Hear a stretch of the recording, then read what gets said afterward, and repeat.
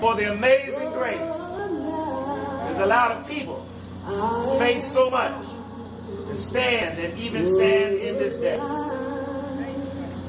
What an amazing grace. An amazing grace it really is.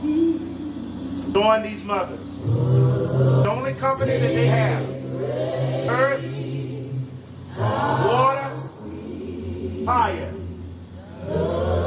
their own witness of their dignity.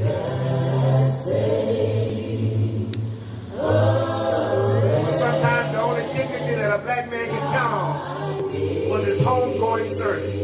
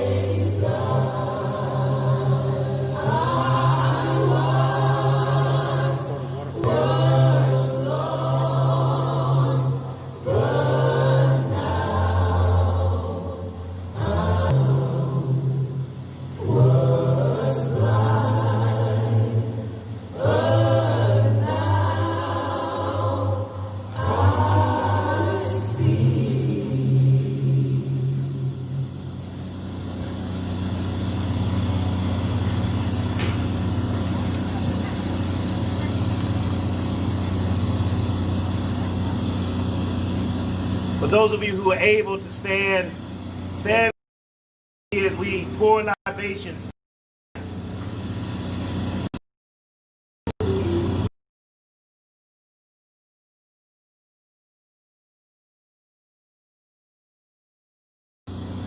It is a matriarchal tradition. It is the eldest mother who calls the first name of celebration. I need you to shift your lens from a Western one to an Afrocentric one tonight, to a lens where women have always led, and women have always called a community to recognize that which was important. And so, because although we have a Western African lens, I live in a Western world, I'm not going to ask who's the oldest among you. Because black don't crack anyway, and some of you might be 155 and I not even know it. But collectively, let us pour libations. This first libation is a libation of that which gives life. Think about water and what it represents. It is exact as it is. It needs nothing to be added to it, and nothing in fact can be taken away, and it remains water. It can bring life. It can sustain life. It can cool heads and preserve life. It is a symbol of life. And as water flows, so that we might learn from water how to treat one another without discrimination, flowing not from the highest, but first to the lowest places, the most vulnerable places, the most parched places. Oh, that we might consider water on this night, and that we might pour libations for those who've gone on, for those who sleep in peace and power, for those who live in torment and terror. Let our past not be simply a reminder of American chattel slavery, but let our past go back beyond water itself. Oh, past the Middle Passage to a place of calm waters, where we were led beside them and we found green pastures. Let us think of Mother Africa tonight. Let us think of our homeland tonight. Voice for a glorious past.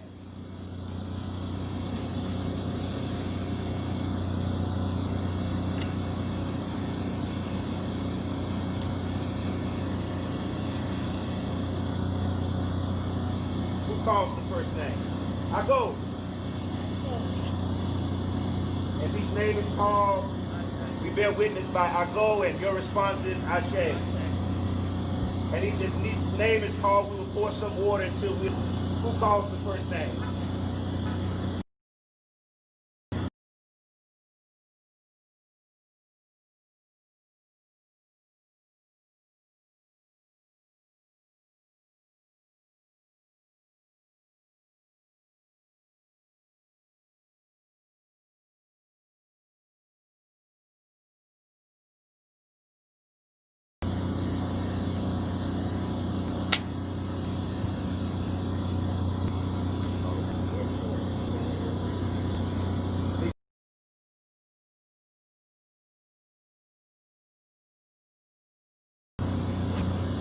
The name.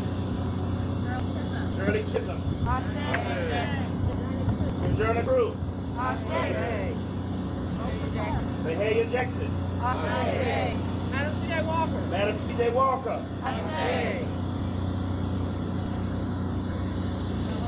Dean Horn.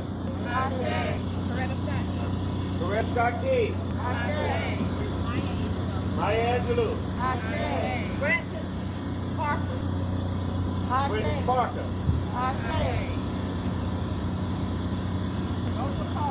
Rosa Parks. How about some from Statesboro? Mary Julie T. Rose. Bryant. Alicia Lewis. Alicia Lewis. Addie Perry. Bonnie Gamble. Oh yes, Bonnie Gamble. Constance Jones. Mary Rozier. Mary Rozier. Lizzie Scott. Lizzie Scott. And all of those who went on before us, whose names are not blazoned in any history books, but in word and deed, washing floors, nursing babies at their breasts, doing work that we think is beneath us now, laid a foundation for a people. Ashe.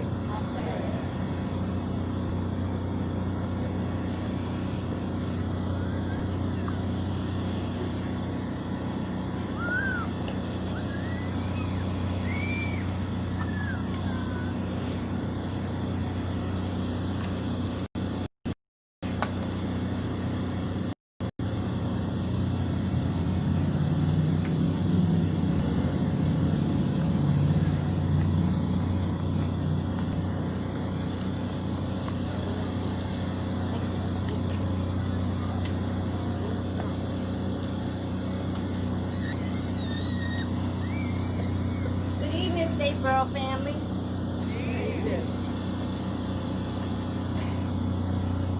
I have been tasked with the opportunity to share a letter with you that I composed for my son Frederick. For those of you who don't know me, my name is Mika Williams Johnson, and these are my sons, Thurgood and Langston Johnson.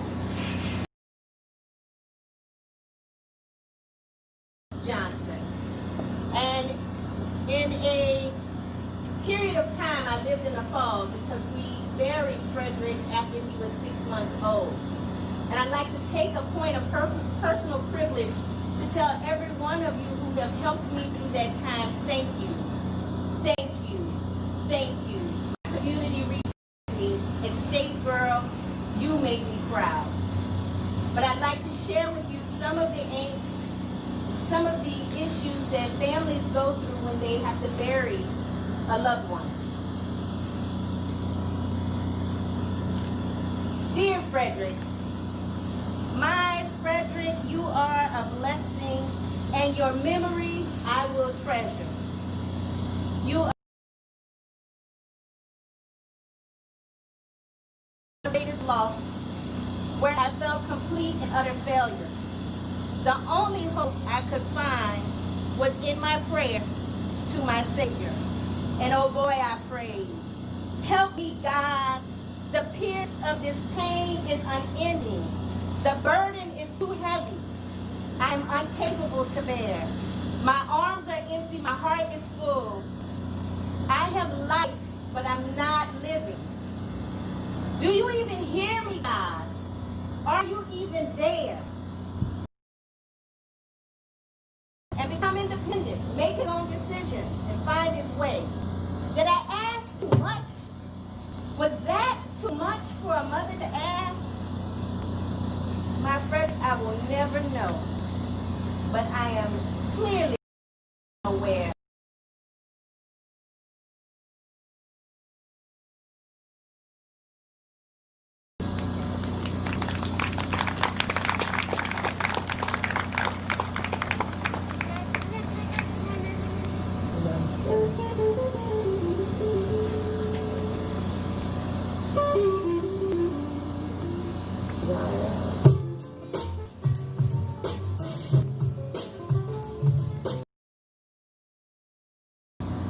Thank you, Mika, for sharing that letter. Throughout the rest of the program, you will hear from several other Black mothers in our community. My name is Lou McCray Holloway. I have recently returned to Statesboro. I'm not a native, but in the time that I've been here, I have surely been made to feel like family. And I've always found that no matter where I am, I'm still going to be family. Part of that Black motherhood is a rite of passage almost to enter into. And as I was preparing for this evening, last week, I didn't really know what to write. I didn't have a letter to write to a son that was killed or a daughter that had lost her life early. But I thought about what it meant for me to be a Black mother. And so in my writing, the words were just spilling out, and it became an ode to Black mothers who are often overlooked in the struggle, but we are certain that they're backing it, holding it together, centuries upon centuries. But today, this honor is just for Black mothers. Because I too, I'm a Black mother. I bear witness even and stand in the gap for children who are not even my own. Nieces, nephews, cousins, neighbors, students, and even strangers whom I've never even met. I'm a Black mother. When 46-year-old George Floyd called twice for his mother, Mama, Mama, he was calling out to his Black mother, a Black woman who was already dead, as he lay dying. And he answered his call, she answered his call by calling him home. I think about 14-year-old Emmett Till calling out to his mother as he lay dying, Mom, maybe even mommy at 14 years old. She answered the call by opening his casket for all of the world to see without shame what they had done to her 14-year-old son, a black mother. What moment in your life sparked your need to call out for your mother? Were you in trouble and needed her help? Were you sick and needed healing? Were you happy and you just wanted to share your joy with your mother? Or was your life hanging in the balance between uncertainty and certain death? When was the last time you called out for your mother? We are the ballast placed low in a vessel to improve its stability. We are the anchors heavily attached to your side to hold you in place when you've been thrown overboard. We are a compass when you are close to the edge to help you find your way home.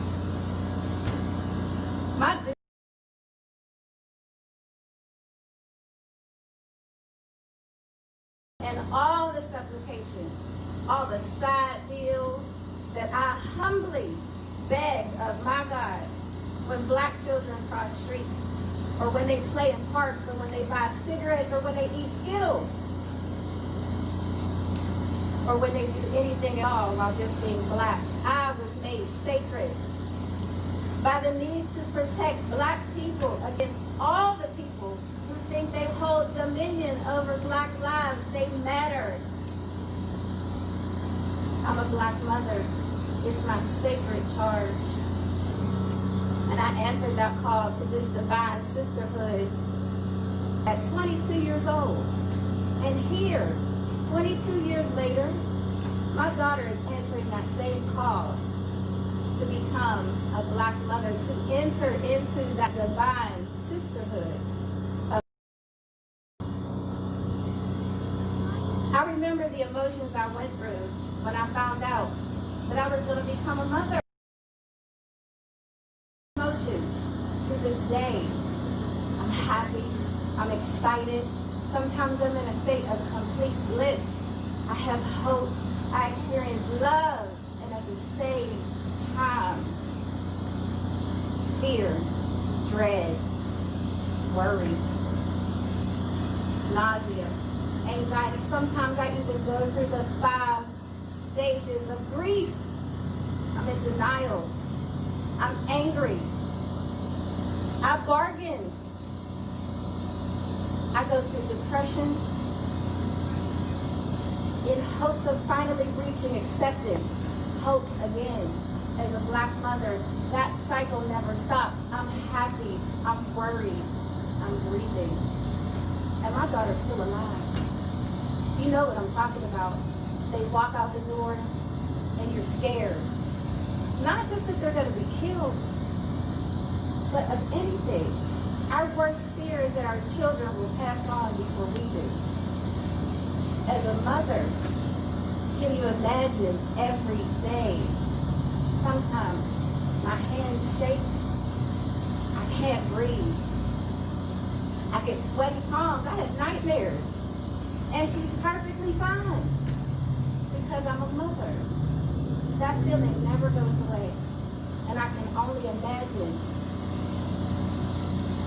the mothers that have lost their children to senseless acts of violence unnecessarily. Black mothers. I grieve every day and sometimes every hour.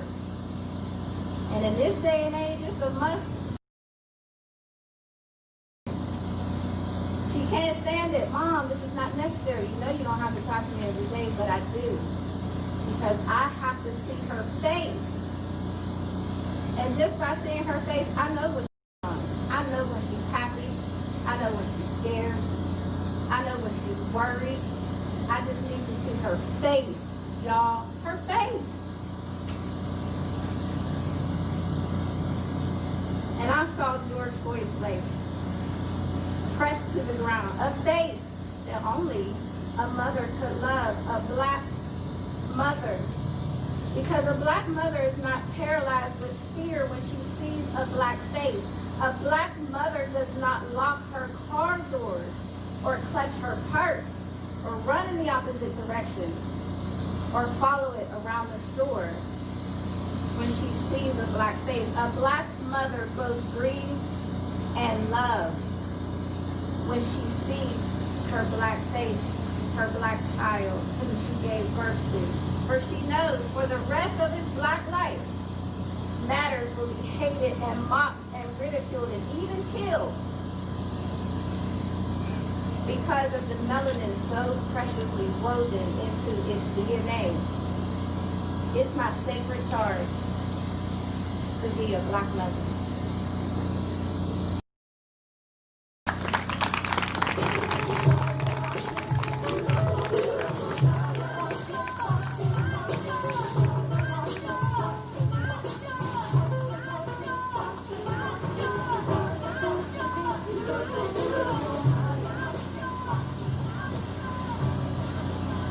Good evening. This dude has some eloquent words. I don't have no vocabulary quite like that. I'm just an old country girl from Scriven County. So I'm just going to talk about a letter to my son. And everybody who know me, know Land. So I don't think there's no question about who is my son.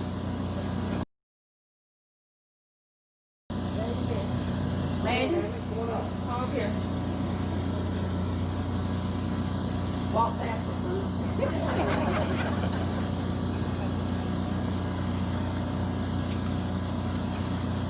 The only child I ever had. I can remember my song for you when you was a baby, because you cried all the time. It was Landon, Landon, my sweet name, Landon. You saved my life in 2012. I don't even believe you realize you did. I spent days feeling like I couldn't breathe. I felt like I was losing my mind. I literally at times thought I was dying. I had never experienced hurt like this before. I didn't even feel like that when my dad died. But you started playing travel baseball, and we stayed so busy until I was able to function in my pain. I love you, little boy. Landon, but now you're 15, and sometimes I get so afraid of what life has to offer. I would be lying to say, if I didn't said I don't. I know what I have taught you. I know that I know what I constantly teach you. I make you watch videos and do reports with a purpose. I want to make sure you always love your brown skin. I want you to always respect your ancestry, and I want you to understand the 3 legs of the revolution.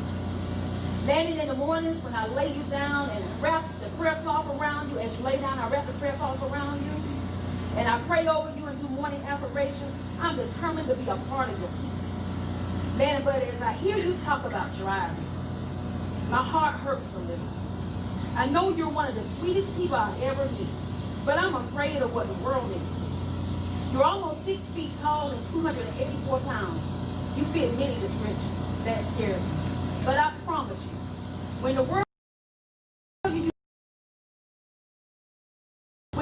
tells you you're not good enough, I'm here to remind you you're a superhero, and I know that because you saved my life. When the world tells you you fit the description, I'm here to tell you they're right. The description of a black king. If you ever get stopped and even question that school, just go, son, because I promise you, if I have to max out every credit card and in my house, I'm coming for you. And Francis better be prepared to defend you as if you served the little lengths. The system cannot have you, son. If you ever question that school, you got to just keep saying this. My mama coming. You are my sunshine. In 20, I'm sorry, y'all.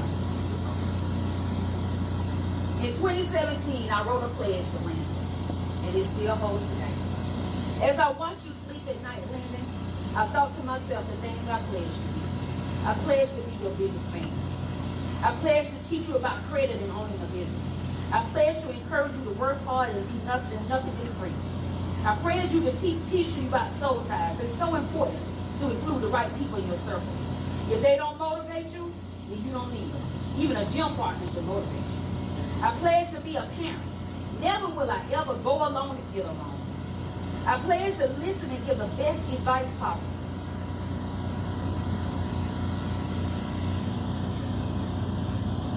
I pledge to never say I told you so. I'll just say, son, there's no one in this world that prays over you as hard as I do. God gonna show me things that he's not gonna show you. I pledge to be honest with you, even when it's not what you want to hear. I pledge to teach you. If they disrespect you on the big stage, son, they don't respect you. I pledge to teach you about the plight of a black man. I pledge that no matter the day or time, you can always come sit on the bottom of my bed and just talk. I love you. All right.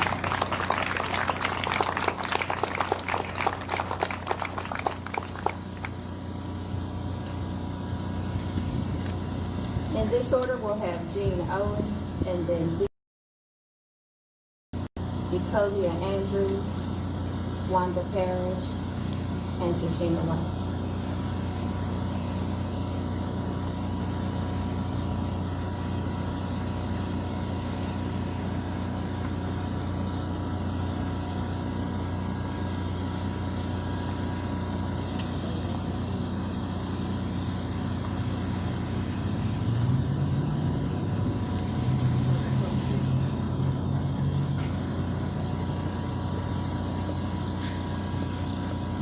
Let me start by saying this is not my son. Lord, I thank you for the son that you did give me. I thank you for his life, Lord God. I thank you right now, Lord God. He's a wonderful young man. Although he's about to turn 50, Lord God, he's still my baby, still my child. And I just celebrate his life. And I honor you, Lord God, for honoring me to be the mother of a black son. June 12th, 2020. Dear Frankie Jr., son, it's my prayer that when you find this letter and it arrives to you, that you will be well and happy and healthy. Frankie Jr., it's almost your 50th birthday in just a few days. But wait a minute, why am I being so formal with you, son? Let me start over. Dear Brian, okay, that's better, don't you think? After all, when we talk face to face, Brian, that's what I call him. And so does your dad. Brian, a name that only your family and close friends have heard and know the story behind how you earned it. You were too young to remember its inception, but you have many times since that day. So, Brian, I'm writing to you today because I want to share some things with you. No, son, I need to share some things with you. First, I want to tell you what a blessing and a joy it is for me that you are my son, my one and only son. Now, let us just acknowledge your dad is listening as I read what I penned to you. And I know what he's saying, and he's my son too. And I thank God that he is, because you have so much of you in him. And although I know you bring him joy as well, this letter is from your mama's heart. I remember when I carried you in my womb, on my belly, as your sister called it. You were a little hungry in there. I ate even more than I did when I was carrying her. So with all the weight that I gained during those 9 months and few days, and because you were overdue, I expected you were going to be a big baby. Imagine my surprise when you weighed only 5 pounds and 4 ounces. Evidently, you were not enjoying that food as much as I was. But Bram, the pure joy I experienced when I held you can only be compared to when I held your sister for the first time. And then a little while later, they came into my room at the hospital, and they told me that you were jaundiced, and that your body temperature would not raise to the normal range. So you had to be placed in an incubator, and my heart sank. I was so afraid because I did not understand what was happening, and not anyone who had any medical knowledge thought it necessary to explain it to me, except the expression, yellow jaundice. For the next 2 days, you remained in the incubator. But then on that third day, a nurse came in to my room and said, "You're going home." So we could go home. My joy doubled as we left Bullock Memorial Hospital that next day with you, son, wrapped in a blanket, lying in my arms. We experienced many wonderful moments since you were born, Frankie Jr. The events throughout your childhood, son, but many anxious ones as well. I remember the night you and your cousin Pierre went to the prom in Meadow.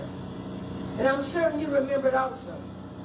That call we received from the father of the young lady you escorted to the prom, informing us you had been attacked, you and Pierre, by a white man and some young white boys, while you were getting food from McDonald's, was terrifying, except for the fact that you were on your way home. We were thankful, Brad, that you were okay. But your dad, being the kind of man and responsible father that he was and is, was not satisfied until he confronted Sheriff Homer Bell. I was so proud of you, son, for not backing down. As Sheriff Bell said, it would have been better if you went back to Statesboro and got you something to eat. I was so proud of your dad for speaking up and reminding the sheriff that McDonald's was a public place where you had eaten before. And the problem was not you, but the grown man who encouraged and egged those boys on to attack you and Pierre. That was not a good day for us. But Brian, I remind myself when I think about it, and I think about it quite often as it relates to what's happening in Black America these past several years and recent months and days. And it was what you and Pierre experienced could have been so much worse. I'm reminded that the book that you and your sister Shell enjoyed reading as children, or have me read to you, entitled Alexander and the Terrible, Horrible, No Good, Very Bad Day, written by Judith Worth. It's not the content of the book or the things that Alexander thought was so horrible, Fred, that makes me think about this book so much. No, son. It's the barrage of negative things that happened to him in just one day, which made that a terrible, horrible, no good, very bad day. Well, son, Black people, especially Black men, have been living a long, horrible day for 400 plus years. Just as the color of your and Pierre's skin was a catalyst for you being attacked, so is the skin color and the homegrown hate for Black men and women and people of color all over America who have been lynched and murdered and maimed at the hands of the same kind of people who attacked you that night some 30-some years ago, Brad. And I guess you wonder why I decided to write this letter. Well, it's because I want you to know that you have always been a joy to your dad and me and your sisters Cheryl and Candace. But also, now you're a joy and a treasure to your wife Keisha and your 2 sons and your 2 daughters. And we don't want to lose you, Brad.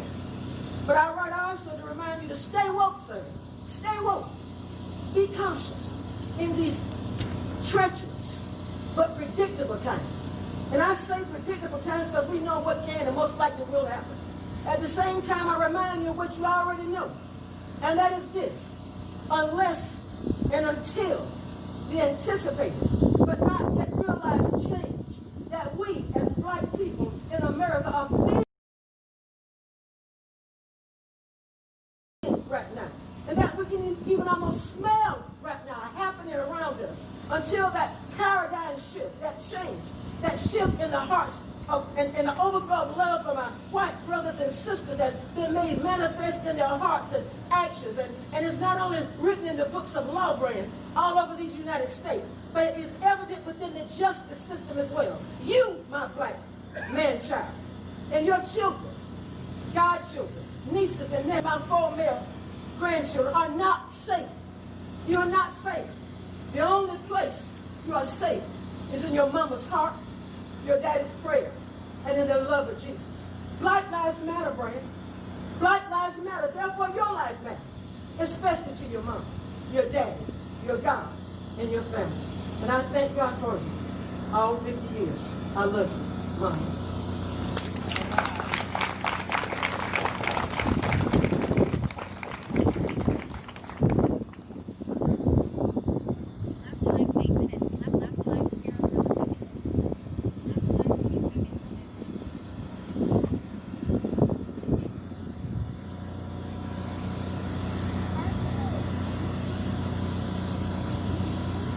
To that Gamble. I am a social worker. I'm a doer and not one of many words. So mine is going to be short and sweet. I love to be behind the scenes and don't want to say much. But I am the mother of 2 sons. And here's my letter to them. To my sons, I love being the mother of boys. I have had days filled with flying kites, superhero cakes, camping trips. Yes, we've been camping. And most of all, lots and lots of laughs. As you guys have grown a little older, I have lost my voice and sports events that I can remember. Yes, I am that mama with a loud voice and the bell ringing every time they do something. You guys make me smile. I really did not mind being the short order cook while your dad is the one that hung the moon and the stars at night. I love being the mom of boys, and you two are my perfect pair. Now you're not boys anymore, and I'm afraid. Afraid is not the word. I am terrified. I'm terrified of what you will experience. I'm terrified that the world sees you as a threat just because of your skin and stature. You have already experienced a father threatening to hurt you if you dance with his white daughter at the middle school games. You have already experienced a white father using his position to have the police threaten you because you did not return his daughter's high school crush. I cannot explain why people see you as a threat when all I see are my beautiful, brilliant brown boys. Your father and I have attempted to prepare you for these situations when they come, because they will. I'm sorry that people will lose their power to remain in power. I am disappointed that modern technologies such as body cameras, dash cams, social media, or our current legal system cannot protect you, nor can I. So now change is needed, and I hope it's coming. I'm proud that you both have stepped up and are strong enough to change. As I see change coming, every day I pray that the Lord continues to give my young men and other black boys the strength to understand their role in the change that is needed. I also pray that He gives strength to those in power to welcome the change needed. I know that God answers prayers because I pray He sends you to me. Yes, I pray for boys. Don't stop until it happens. I pray I am there with you when it happens.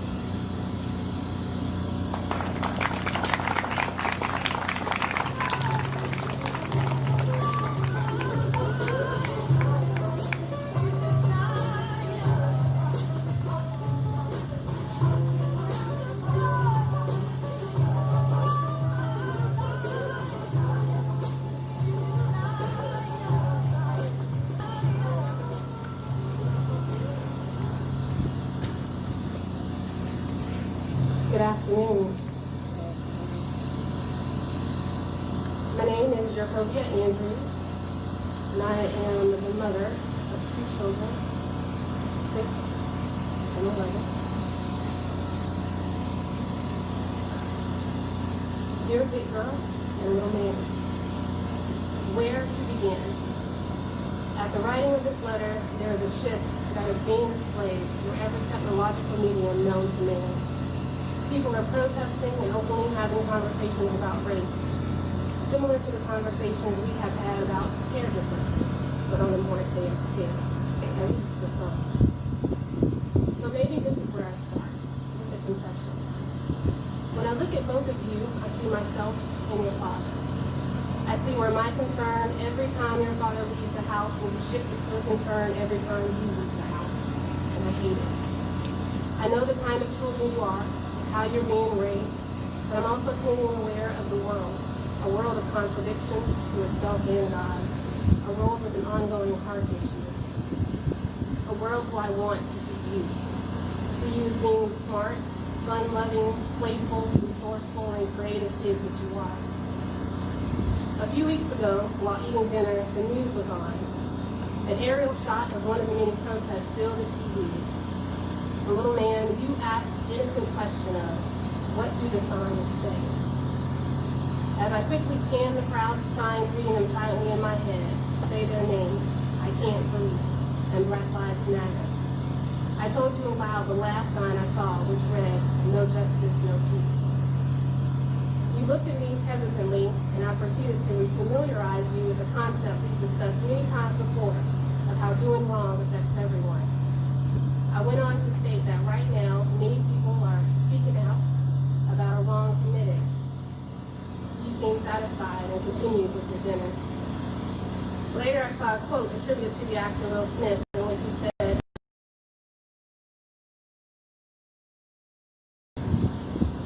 "And you, big girl, I asked you how you felt about everything taking place. You mentioned you don't like what the cop did, but that all cops are not bad. In short, big girl and little man, the world is dealing with a heart issue. Hopefully by the time you read this, action has been taken and healing has begun, but that's still to come. We've had these conversations in the form of right and wrong, and as you're growing older, in the form of biases, prejudices, racism, sexism, and every other ism you can think of. But everything I, or your father or family teach you is for your protection. My pride for you exceeds my expectations. I take my job as your mother seriously, and I own it, and I also take my desire to prepare you in a strong faith even more seriously. I want to tell you a story. This is a story that few people outside our immediate family know. When I was in 7th grade, 2 years in terms of where you will be, big girl, in 2 years, I was attacked by a white boy on a school bus.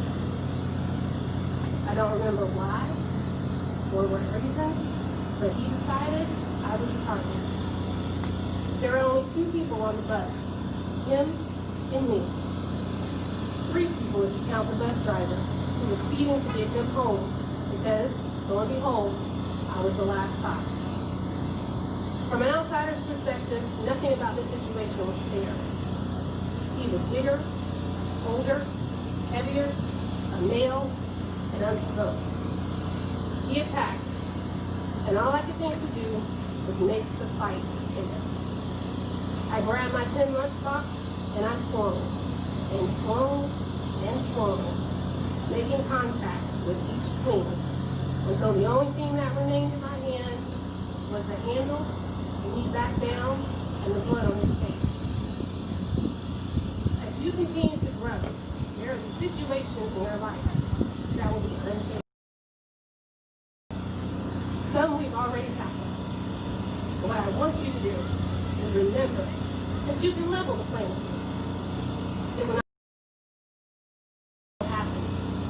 I'm not advocating violence, but I am advocating that you swing your education, you swing your faith, you swing your resources, you swing your talents, your skills, your love, your patience, and you swing everything you have and make contact with each swing. You're both God-fearing, high-achieving students, kind-hearted, fun-loving, world-traveling pros, and so much more. And I want you to swing with others and just don't stop swinging.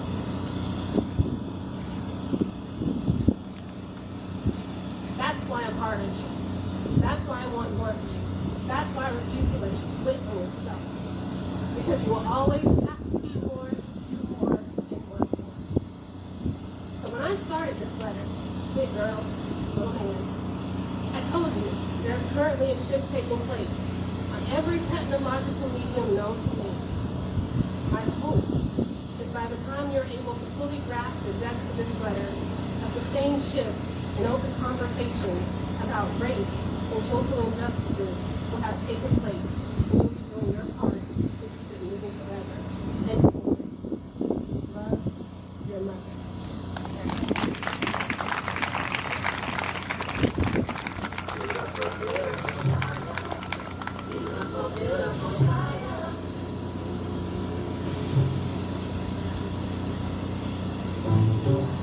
Okay, how many people in here have ever been in love? I know that the guys don't raise their hand. How many of y'all ever been in love? But I know none of y'all been in, we don't get in love, right? Oh, let's just like Wake up. How y'all doing? This is my boy.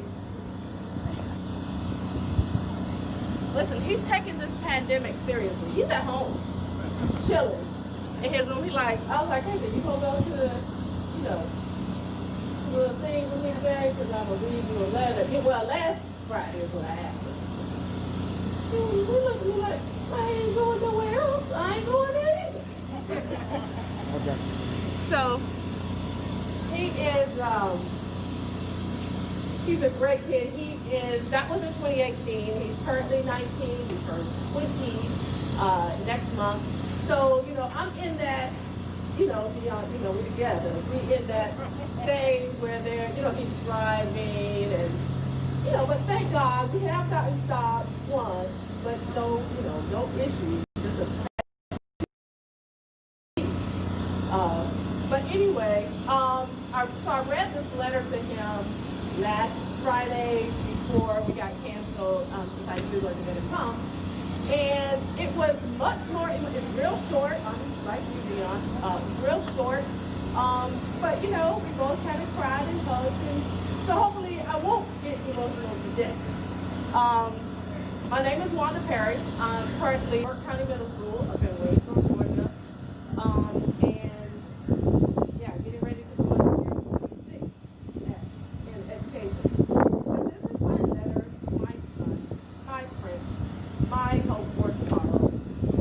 Keith, I thank God every day for blessing me with you.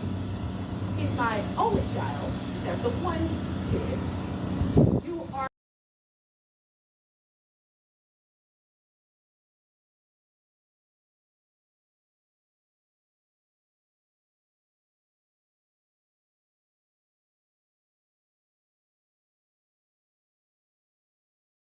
for others.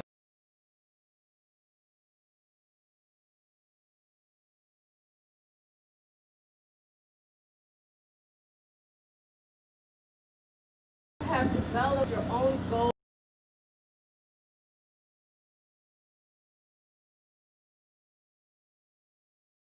Especially aware of 4 wishes, 4 wants, 4 desires that I have for you. 1, who you are. So very often our kids get sidetracked and they don't remain true to themselves. Stay true to who you are and what you stand for. 2, please know that you have everything that you need.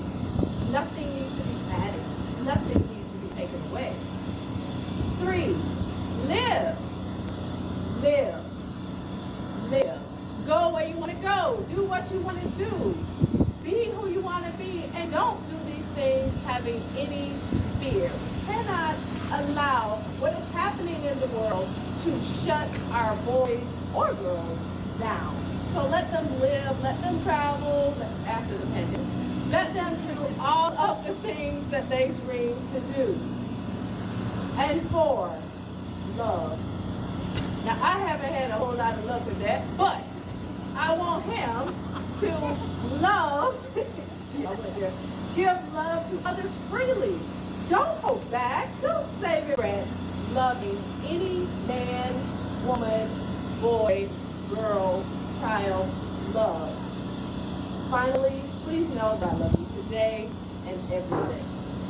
Hugs and kisses. Thank you, guys. Thank you.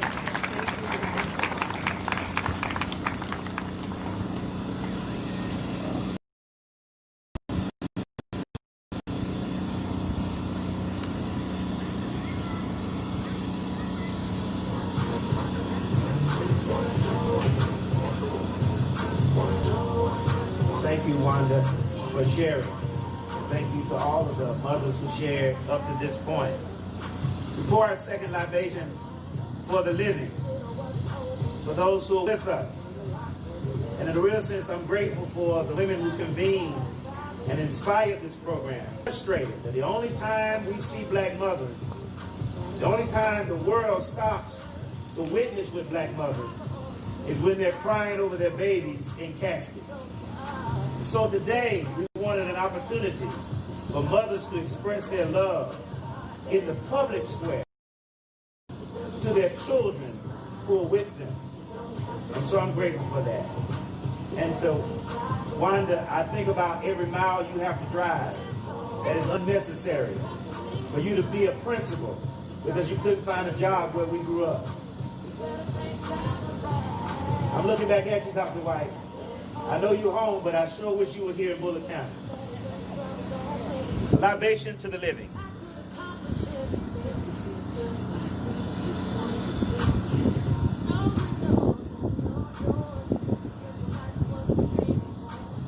For the mothers, do we have your permission for the men to join in?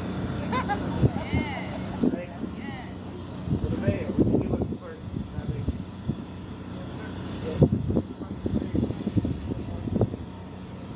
Pearl Brown. Ashe. Others? Cassie Jones. Freedom Fulton. Ashe. Come on, say it. Say it with enthusiasm now. I say Alicia Lewis again because I didn't realize the plural was for the dead. We have it. Alicia Lewis. Aretha Best. Ashe. Cassie Jones. Renata Lubiajano. Ashe. Dr. Nola Mosley. Ashe. Betty Harper. Leo Bond. Chantel Childers. Alicia Williams. Oh, my wife. Nika Williams. Yeah. Juana Hill. Ashe. Jean Owen. Ashe. Wanda Parrish. Ashe. Come on, let's call them out right now. Ashe. Come on, call them out. Their witness. Ashe. Ashe. Ashe. Ashe. Ashe. Ashe.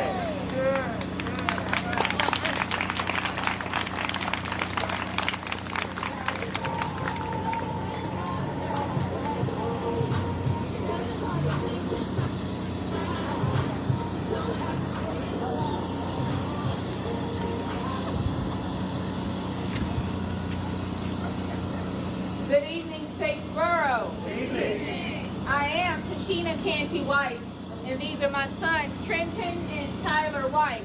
I'm going to ask their father, Dr. Torian White, to join us and stand near us because without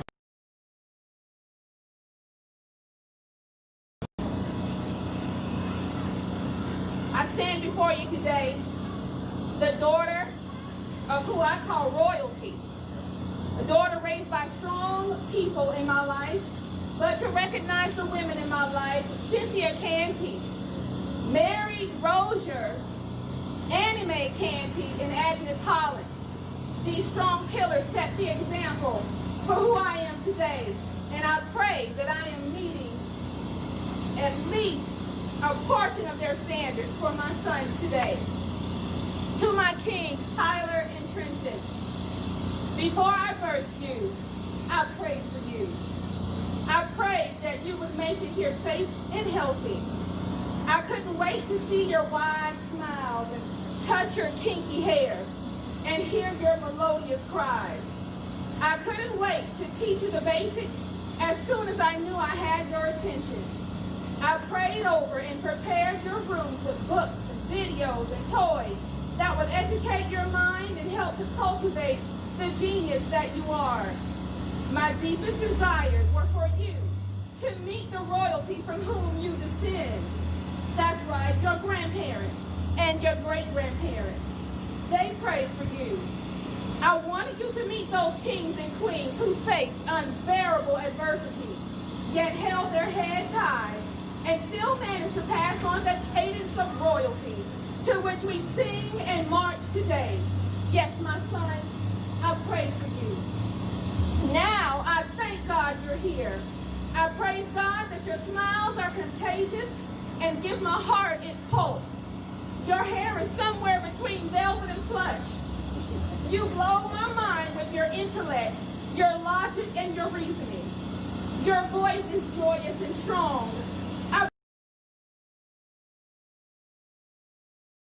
Grandparents, some of them. You become acquainted with royalty, sons. For you are royal because you came from royalty as you were summoned from that mighty kingdom in the sky into the protection of my womb. Yes, my son, I praise God for you. Unfortunately, my kings, not everyone appreciates your smile. Some are even intimidated by your hair and may even try to quiet your voice. Some will actually see it as a threat. There are some who will want you to feel secondary, as if you do not belong. I'm sorry for this pressure you already bear. The taller you grow and the deeper your voice gets, I have to remind myself not to project my own anxiety and fears onto you as I give you a barrage of things to do. Look more friendly. Be well-mannered. Make sure you're acting intelligent and be approachable. I'm sorry for the times I've asked you not to let your bad day feelings show. It's unfair for me to ask you to tone down your feelings and your being stereotyped. It's unfair for me to ask you to calm down and not be so active, or don't be so loud in the fear of someone labeling you. Yes, my sons, I apologize to you. One day, my kings, you'll be on your own. You'll make your own choices of where to live, work, play, and worship. You will be aware of the microaggressions and the misconceptions that people have of you. For a moment, you may become frustrated with the expectations that some may or may not have for you. In that moment, I want you to draw from that rich well within, the well I filled with my prayers before you were born. I want you to remember that I prayed for you. Some will try to tear you down and devalue your worth, but I want you to remember that I praise God for you. You will dream big and set unfathomable goals. Someone will question you and ask, who do you think you are? I want you to flash those wide smiles, raise the crown of your plush velvety hair, and lift up your voice with power and tell them, I am a child of the Most High, born from royalty to royalty, to a mother who prayed for me, to a mother who praised God for me, and to a mother who reassured me to never apologize for my greatness. Love your mother, and never forget the music that we put inside of you. A song comes to mind that reminds me of this entire event.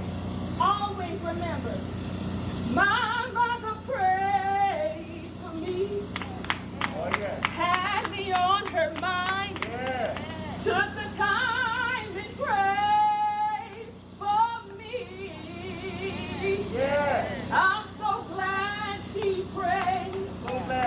I'm so glad she prayed. Oh, I'm so glad she prayed for me.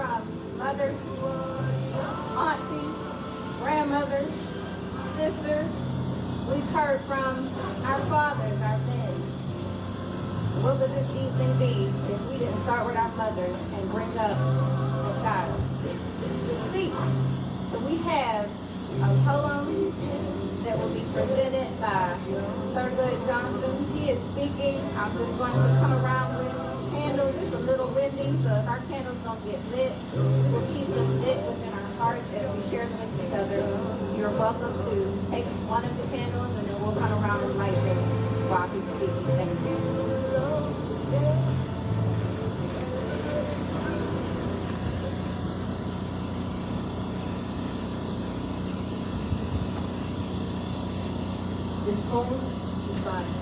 Gail Nelson.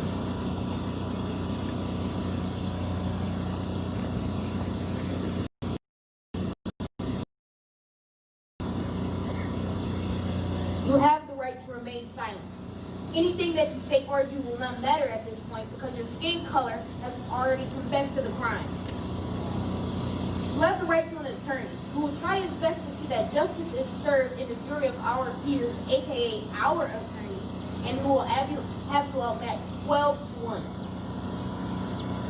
If you cannot afford an attorney, it will be appointed to you because he's also on our payroll. You understand these rights as they are read to you. Whoa, whoa, whoa, whoa, whoa, whoa. You reaching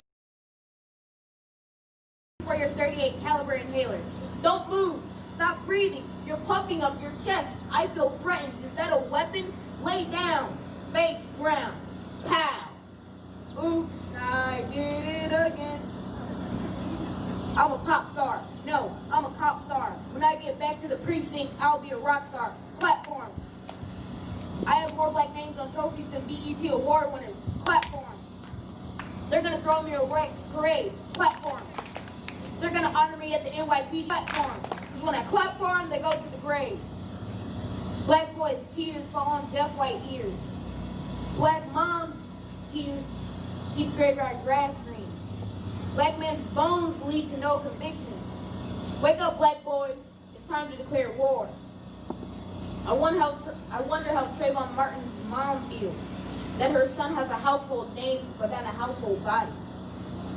I wonder if Freddie Grace's family can still say grace over the thief that robbed him of his last breath. I wonder if Tamir Wright died playing cops and robbers and saw the first more dangerous than the latter. I wonder if black mothers have stronger faiths because they're having to lay rest to their only begotten sons. I wonder if black people are darker because we're closer to the sun. I wonder how many years till we become bulletproof because we're closer to the guns. I'm tired of going to funerals where black babies are buried in bigger boxes than they used to put their toys in. I'm tired of not being able to say to my friends, see you later, because we're steady practicing our goodbyes. I wonder if black people ain't sleeping no more because the American dream is a black person's nightmare. I'm tired that the law is lullabies to black people to stay woke. I'm tired, I'm tired, I'm tired, I'm tired, I'm tired. That if I go to sleep, I might sleep forever.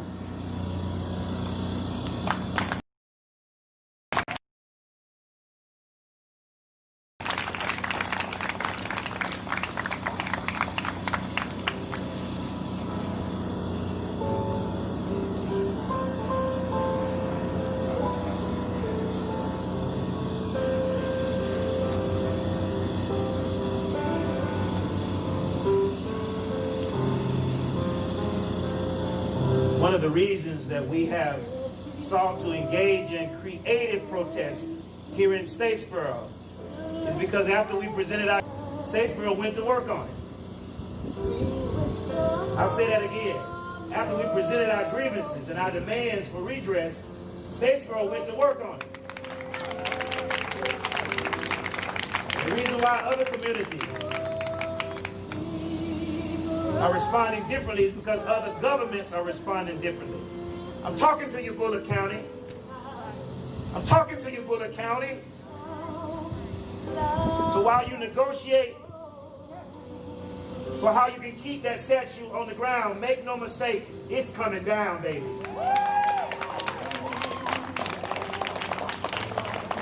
While your officers don't attend protests, don't worry, we're going to bring the protests to the next county commission meeting. No, don't back up. We have to make sure we let them hear us in this moment. Because we will not get all we deserve in this moment. But we will only get what we demand in this moment. And make no mistake about it, we are right. And we have always been right. And the window of opportunity will close soon. And we must get all we can get right now. So on this June 12th, this Juneteenth, I'm still in last week. On this Juneteenth, I'm grateful that we have our beloved mayor to welcome this day and to lay honor for those who established this day with their lives, with their bodies, with their legacy. Amen.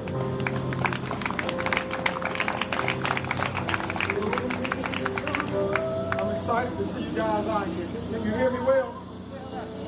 Yeah, a little bit more.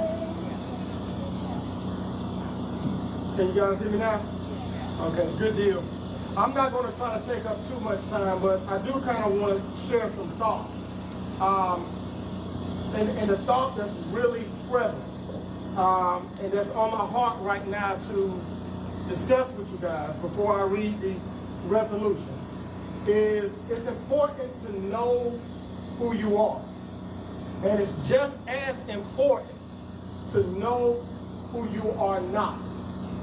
And one of the key legacies that African Americans have in this country is the false belief that this land was not our land too.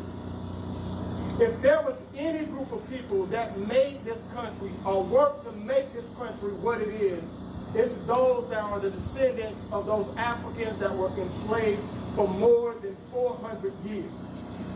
And as I have the privilege to sit in that office just beyond that window there, I want you to know that this journey to that office took my family more than 200 years right here in Bullock County. See, my 4 times great-grandfather, Alexander Mincy, met and fell in love with Louisa Mincy. They gave birth to Alan Mincy, who gave birth to Alex Mincy, who gave birth to Stella, who raised me. This has not been an easy journey. And so when individuals ask Jonathan, where are you from? I'm from here. And I've been from here. And so the legacy that we want to celebrate today is to celebrate the fact that our history, our legacy, is just as important than anyone that may have come through Ellis Island on a paid voyage over the Atlantic or the Pacific. We may have come on different ships, but we all ended up as a part of the same destiny that has made America what it is. We are America. And so on this past Tuesday, in celebration of the sacrifices and the continued contributions that we've made to make this country what it is, it was only right that we made a statement by declaring Juneteenth as an official holiday for the city of Statesboro.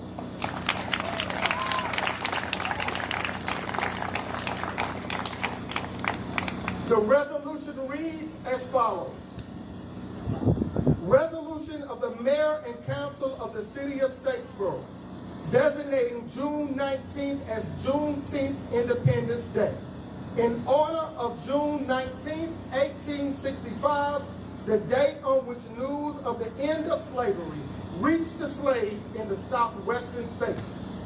Whereas news of the end of slavery did not reach the frontier areas of the United States, in particular the state of Texas and the other southwestern states, until months after the conclusion of the Civil War, and more than 2.5 years after President Abraham Lincoln issued the Emancipation Proclamation on January 1st, 1863.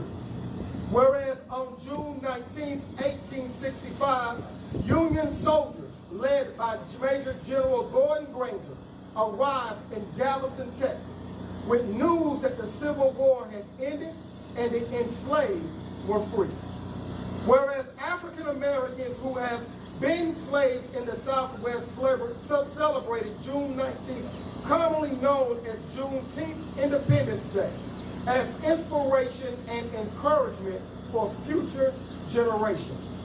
Whereas African Americans from the Southwest have continued the tradition of observing Juneteenth Independence Day for more than 150 years.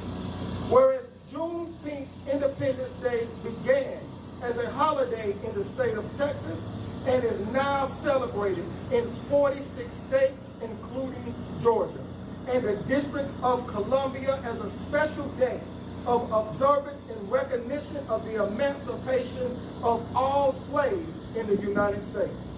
Whereas Juneteenth Independence Day celebrations have been held in honor of African American freedom while encouraging self-development and respect for all cultures. Whereas the faith and strength of character demonstrated by former slaves and the descendants of former slaves remain an example for all people of the United States, regardless of background, religion, or race. Whereas slavery was not officially abolished until the ratification of the 13th Amendment to the Constitution of the United States in December 1865, and whereas over the course of its history, the United States has democracy and freedom around the world.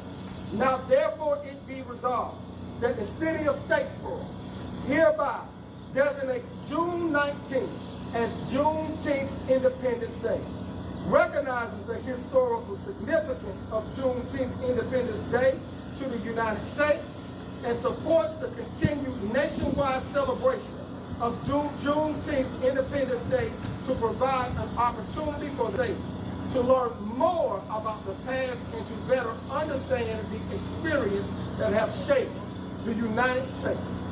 Recognizes the observance of the end of slavery is a part of the history and heritage of the United States, and designates and observes June 19th as a paid holiday, and such designation affects city employees, operations, and related policies beginning in the calendar year 2021.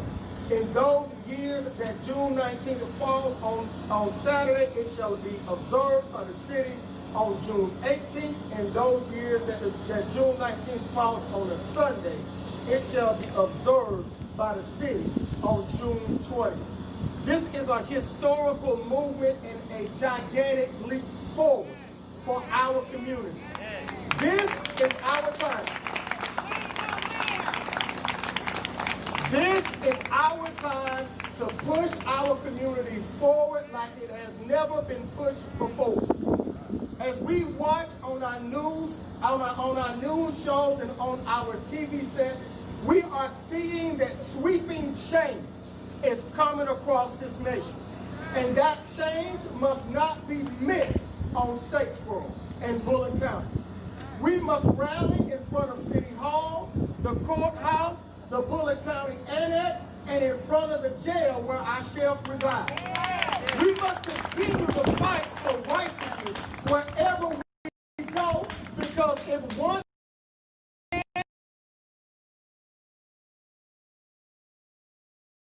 of every America, we must continue to fight. We have a long ways to go in our community. And the fight, I promise you, will not be easy, but it will be worth it. Because the goal is for us to leave a world much better than what we found it for those children that come behind us. See, I believe in the words of Rosalind Carter when she said, takes you where you want to go. But a great leader takes you not where you want to go, but where you ought to be. And where Statesboro and Bullitt County ought to be is on the right side of history. And our history needs to record us. Our history needs to record us as not remaining silent, as tears of mothers and blood of children are running the streets in this country due to an unjust system that was more concerned with enforcing law than with the liberation of its people. And I stand before you today recognizing that the work that we must do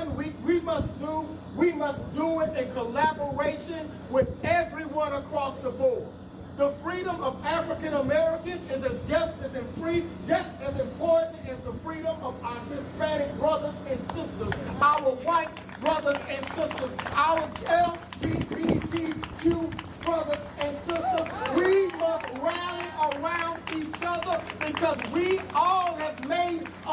America what it is.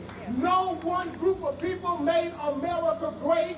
All of us made America great. It is time out for the politics. It is time out for the hate. It is time out for the nonsense that's keeping us divided when all of us go to the same schools, the same jobs. Our children play on the same teams. We live in the same community. Stop letting the pundits divide us and let the love of God unite us.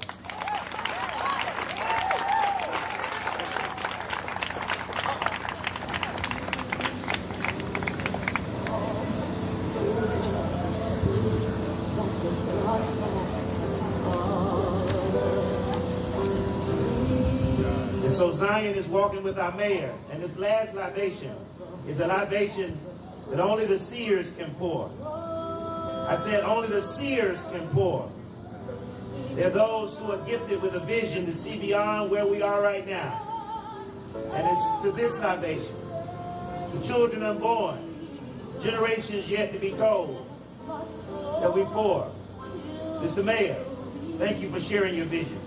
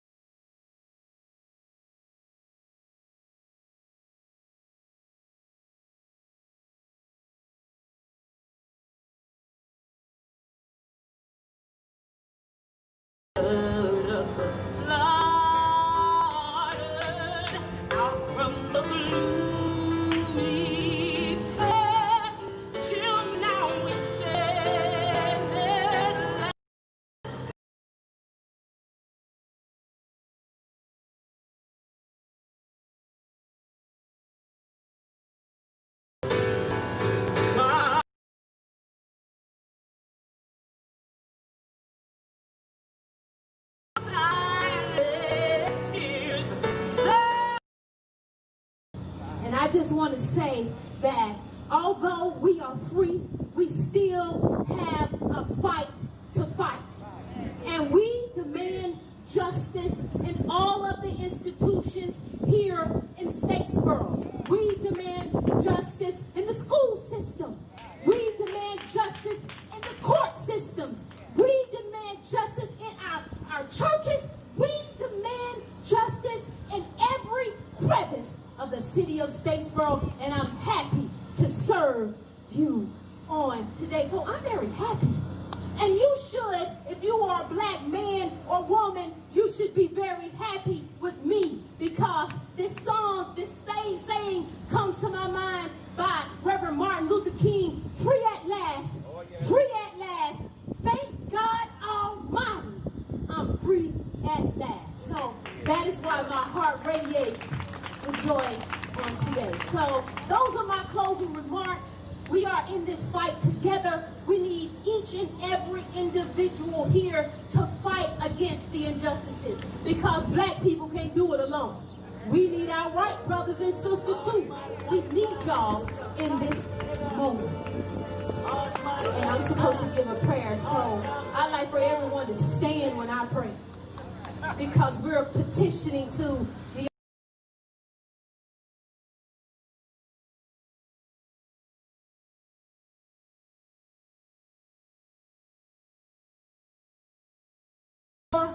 freedom on today. We thank you for this gathering of people on today, coming together to work in you you've given. We thank you on today. And Lord, I ask right now in your name that every heart here catches the true message that you are sending out abroad, and that is justice for all. I pray that it pricks their heart on this evening, God. And Lord, as we leave the City Hall on this day, I ask that its leaders are instilled with wisdom to run and govern this city for all citizens here in Statesboro, God. I thank you for doing it. I give your name the praise, and I give your name the honor. And as we go home, God, I pray that you will protect everyone as they travel home to their various destinations. In your name I pray. Amen. So just before you leave, you know, Juneteenth is a party. You do know that, right? I said Juneteenth is a party. You do know that, right? Juneteenth is a celebration. And in a real sense, we gonna be all right. I know that. I know that. Somebody said we're free. We kind of free-ish. But we gonna be all right. So before you leave, enjoy some music. Enjoy some great barbecue. There's no need to go home and cook. You tired of cooking? You tired of eating? You're gonna get some good barbecue. Get some good barbecue.